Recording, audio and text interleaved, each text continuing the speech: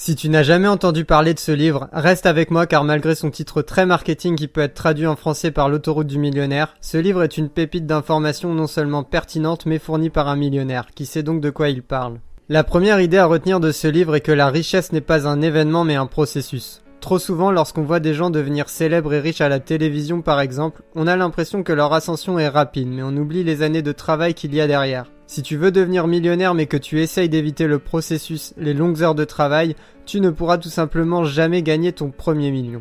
Pour expliquer le processus permettant de devenir millionnaire, l'auteur utilise la métaphore de la route. Les millions sont la destination et la route pour y arriver est le processus. L'important donc n'est pas de se concentrer sur la destination car tu sais où tu veux aller, mais sur le processus, sur la route que tu souhaites emprunter pour arriver à destination. Et c'est sur le choix de la route que tout se joue. Tu peux faire 3 choix.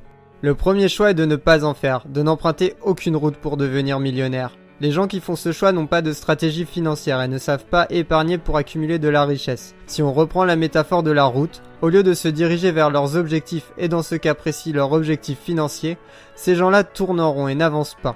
Même si par miracle ils gagnent de grosses sommes d'argent car ils ont eu les bons numéros d'un ticket loto ou ont eu la chance d'être particulièrement doués dans un sport, ils ne savent pas le gérer. Les sportifs célébrités et gagnants du loto qui ont dilapidé toute leur fortune sont de parfaits exemples de personnes entrant dans cette catégorie. Ensuite, il y a les gens qui empruntent la voie lente pour arriver à la richesse. La voie lente est le moyen le plus sûr pour devenir millionnaire. Le plan pour réussir dans cette voie est simple. Réussis à l'école pour avoir un bon travail, épargne une partie de ton salaire et investis cet argent intelligemment. Travaille pendant 40 ans et profite de ta retraite pendant quelques années avant de mourir. Dans la voie lente, la richesse que tu accumules est égale à ton niveau de salaire plus ton accélérateur de richesse qui sont tes investissements.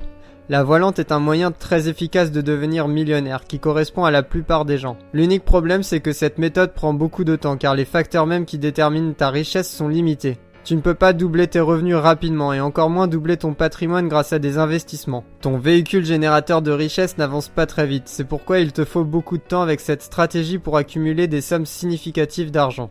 La troisième et dernière stratégie est la voie rapide. Le moyen le plus efficace pour devenir millionnaire est de posséder une entreprise et donc de choisir ce que l'auteur appelle l'autoroute du millionnaire. Si tu possèdes une entreprise, la richesse que tu crées est égale à tes profits plus la valeur de tes actifs, c'est-à-dire ce que possède ton entreprise. Donc contrairement à une personne salariée qui ne peut pas doubler ses revenus rapidement, un entrepreneur peut le faire car son profit est égal au nombre de produits qu'il vend multiplié par la marge générée par chaque produit.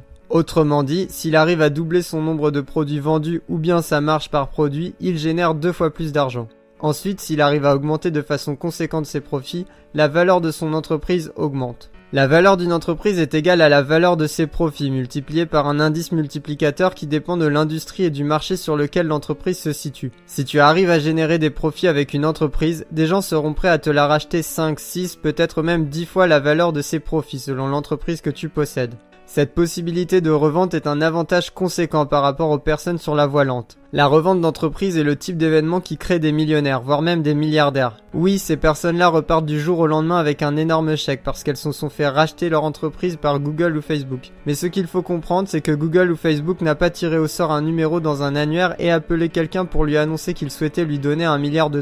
Et en passant, s'il lui donne $1 milliard, c'est parce qu'il parie que l'entreprise leur rapportera beaucoup plus dans le futur. Et pourquoi ? Car l'entreprise qu'il rachète génère beaucoup d'argent, c'est tout. Mais tout le monde n'est pas fait pour suivre cette voie, pour entreprendre. Et la principale raison, c'est que la majorité des gens sont intéressés par l'entrepreneuriat mais pas convaincus. Une personne intéressée regarde ce type de vidéo en boucle. Une personne convaincue applique les conseils de ce type de vidéo. Une personne intéressée veut démarrer un business. Une personne convaincue remplit les papiers pour créer son entreprise. Une personne intéressée travaille sur son projet 1 heure par semaine du lundi au vendredi. Une personne convaincue travaille sur son projet tous les jours de la semaine dès qu'elle le peut. Une personne intéressée loue une voiture haut de gamme. Une personne convaincue se déplace à pied et met tout l'argent qu'elle économise dans son entreprise. Une personne intéressée a l'air riche. Une personne convaincue se prépare à être riche. La plupart des gens n'ont pas la volonté nécessaire pour devenir millionnaire et c'est ce qui sépare ceux qui y arrivent de ceux qui échouent. L'idée de travailler dans un boulot qui ne te plaît pas pendant 50 ans doit être plus douloureuse que l'idée de prendre des risques pendant quelques années pour y échapper. Tu peux avoir un confort et une sécurité médiocre maintenant ou de grands résultats plus tard. Ceux qui empruntent l'autoroute échangent leur confort et sécurité à court terme tout en connaissant les résultats extraordinaires qu'ils pourront obtenir à long terme.